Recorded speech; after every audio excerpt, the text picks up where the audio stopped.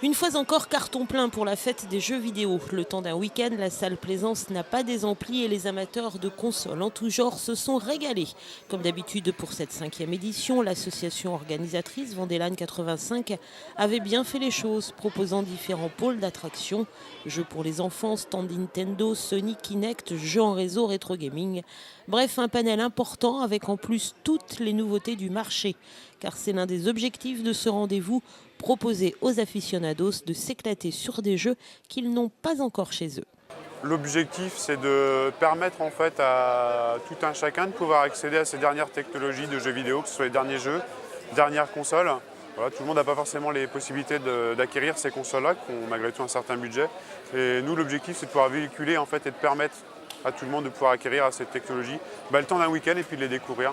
Ça permet aussi de découvrir des nouveaux jeux, voilà, de donner des envies aux enfants pour faire leur liste au Père Noël. Car le jeu vidéo se pratique aussi et même de plus en plus en famille. Le public touché reste toutefois majoritairement les 10-25 ans.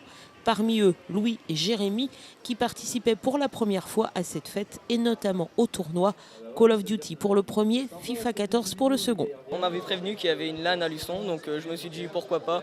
C'est une bonne expérience, une LAN pour tout gamer, c'est en quelque sorte c'est un rêve. Là pendant ce temps-là pour mon équipe ça se passe plutôt bien. On arrive au quart, on espère arriver jusqu'en finale et puis voilà quoi. Je suis originaire de Paris et à la base à Paris il y a beaucoup de compétitions, il y a beaucoup d'événements comme ici. Et donc du coup je cherchais à retrouver un petit peu les sensations que j'avais à Paris.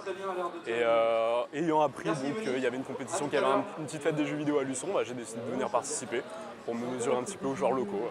Tous ces jeunes pratiquent donc le jeu vidéo à haute dose, chacun à leur manière. J'ai commencé sur PlayStation 1. Donc puis j'ai continué parce que j'aime bien les jeux vidéo.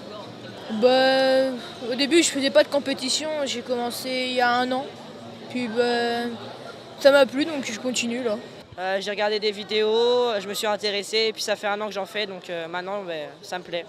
Alors ce qui me plaît c'est la certaine adrénaline qu'on a quand on joue. On a toujours cette pression de perdre. Et ce sentiment de plaisir quand on gagne. Et ça, c'est vraiment.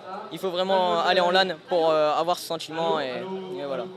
Et tous ont été unanimes sur la qualité de ce rendez-vous.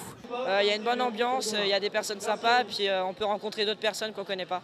L'ambiance, elle est vraiment très cool, des personnes super aimables. On rigole bien, on rencontre d'autres gamers sur pas forcément les mêmes jeux que nous. Donc on se fait plaisir et puis voilà, c'est le principal. Je trouve l'ambiance très chaleureuse.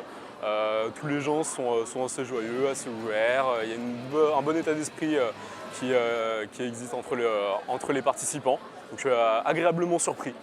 A noter que cette fête permet aussi de mettre l'accent sur les éventuels dangers des jeux vidéo à travers un stand prévention qui permet d'éviter l'addiction et de comprendre ce monde virtuel. Ça permet aussi d'être dans une phase d'échange avec les parents. C'est pas forcément évident pour tout le monde d'être au courant de ce qui se passe un petit peu dans ce monde de jeux vidéo.